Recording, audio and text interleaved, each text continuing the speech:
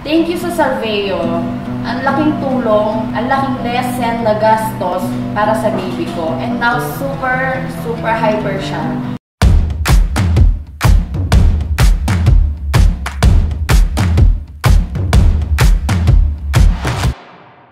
I'm Ashley Due. Ito ang aking kwentong Salveo. I'm the mother of Finella. Last December 2018, napansin ko sa anak ko, namamagay yung mata niya. Then, pinabayaan ko, akala ko simpleng sore eyes or ano lang. Then, kinabukasan, napansin ko, pati yung paa niya, namamaga na. Then, nagpanik na ako, pumunta ako sa pedia niya. Then, sabi ng doktor, patas mo yung ganyan, patas mo yung ganyan. Then, suddenly, na-shock ako, yung result ng baby ko, meron siyang albumina positive 3, tsaka kidney. Ang sabi pa nga ng doktor niya, ano kinakain nito?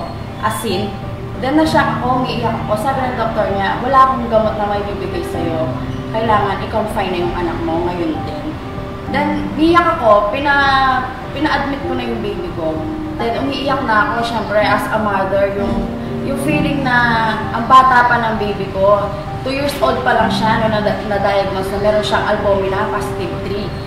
Tapos, meron pa siyang kidney, may sakit siya sa bato. Tapos sabi ko sa doktor kung saan niya nakuha yun. Then sabi niya, hindi lang pala sa pagkain nakukuha yung sakit sa bato. Nakukuha din yun sa sugat. Sabi ng doktor niya, 70% nakuha niya yun sa sugat. Kasi meron siyang sugat, then kala ko simple lang siya. Ngayon pala, yung sugat na yun, direct siya sa bato, hindi lang sa pagkain. Then, ang dami namin nagastos noon. Kasi, malala na siya, ganon. Pero 5 days lang kami sa hospital, ang galing ng doctor niya. Gumaling siya. Pero sabi niya, after 1 week, balik kayo. Follow-up check-up. Kala ko simpleng follow-up check-up lang. Then, na-shock ako yung binayad ko sa hospital, 4K, check-up lang ng baby ko, di ba? So, hindi ko alam kung saan nakukuha ng papacheck-up ng baby ko. Every month, sabi ng doctor niya, every month. Pero nangyari, every 2 weeks, every 1 week. Nagpapacheck up kami. Hindi ko alam saan nakukuha ng 4,000, di ba, weekly, sa simpleng trabaho lang ng asawa ko. Then, nagtrabaho ako, then, sabi ng coworker ko, bakit di ko try ang Salveo para malesen yung aking gastos, kumbaga.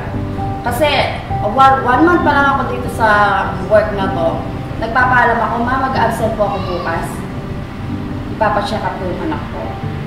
Then, ma'am, uuwi na po ako kasi yung anak ko, kailangan kong daling sa doktor, ganyan. Sabi sa akin, bakit hindi mo itry yung Salveo? So ako naman, wala naman mawawala sa akin, tatry ko yung Salveo. Pinatake ko sa baby ko, ginawa ko, inahalo ko siya sa Milo, ganyan, para hindi niya masyadong malasahan. So, iniinom naman niya. Then, after 1 month, pagbalik namin sa doktor, sa pag-inom niya ng Salveo, sabi ng doktor niya, wow. Kasi, sabi ng doktor niya, pag 6 months, hindi gumaling yung anak ko, 6 months to 1 year, madadialysis siya. Siyempre, ako na mother, mag-iisip ako ng bakit ganon, di ba? Di ko alam kung paano ko siya pagagalingin. So, nag-try talaga ako ng Salveo. After 1 month, yun nga, pagdating namin sa doktor, sabi ng doktor niya, ang bilis ng paggaling ng anak ko. Ang ginawa ko, hindi ko sinabi sa doktor niya, pero binigyan niya pa rin siya ng gamot.